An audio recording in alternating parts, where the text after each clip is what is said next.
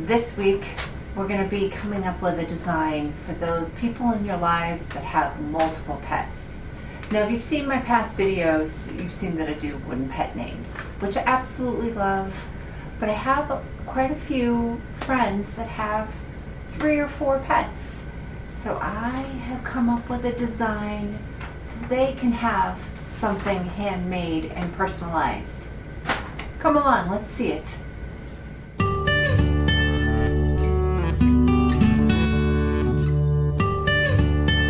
The trickiest thing about this design was figuring out how to lay out the names and get them to attach to the walls of the paw print. It was a little time consuming, but I liked how it turned out in the end. Originally, when I was designing this, I was thinking that I could just do this out of one big piece of wood. But given how tall this is, I don't know how stable that's going to be.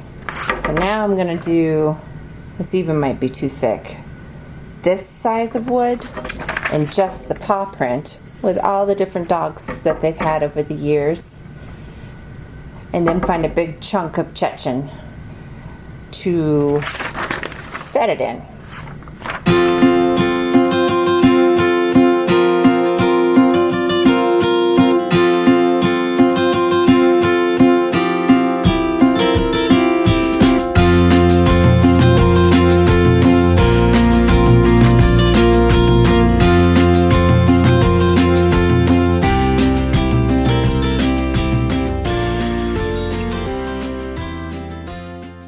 It's in the details, Bob.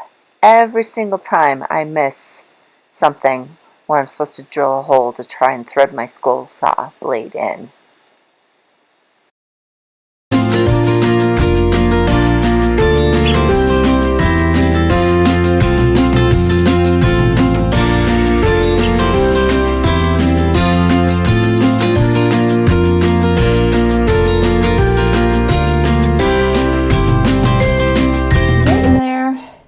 I've got 4 done.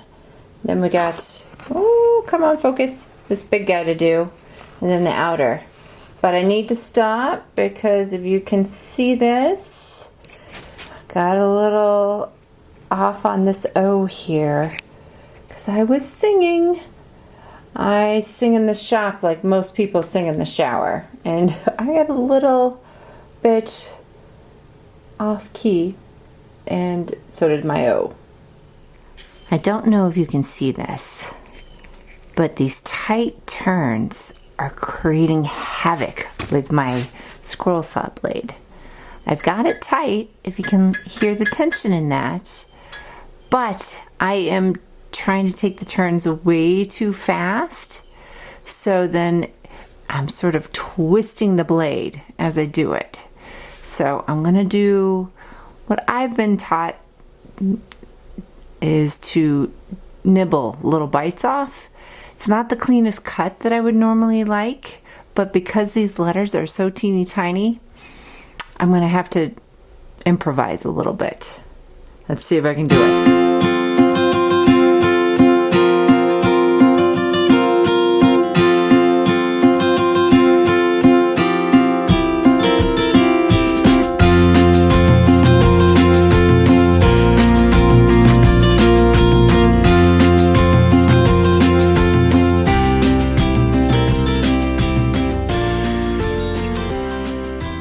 The next part of this will be on the table saw because I'm going to take, once this is cut out, I don't have a dado, so I'm just going to take the table saw blade and pop it up just a little bit and then just move it over.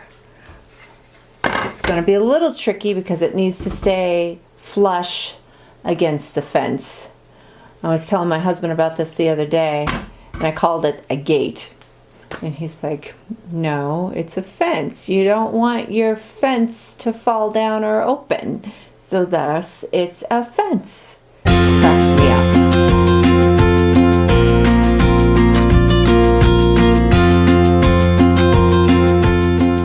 That chunk of wood I was messing with before is way too big. So I'm going to try this piece, cut off the bad parts on the saw, and then let's see if we can get enough depth in here so my paw print will stay.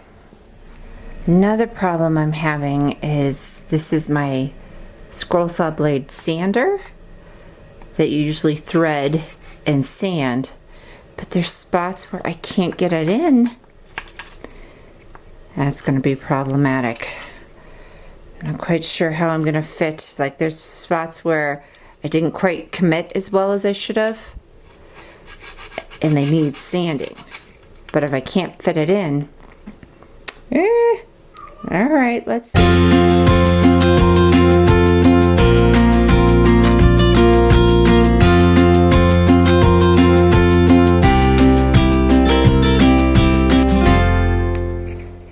You leave your seat for 1 minute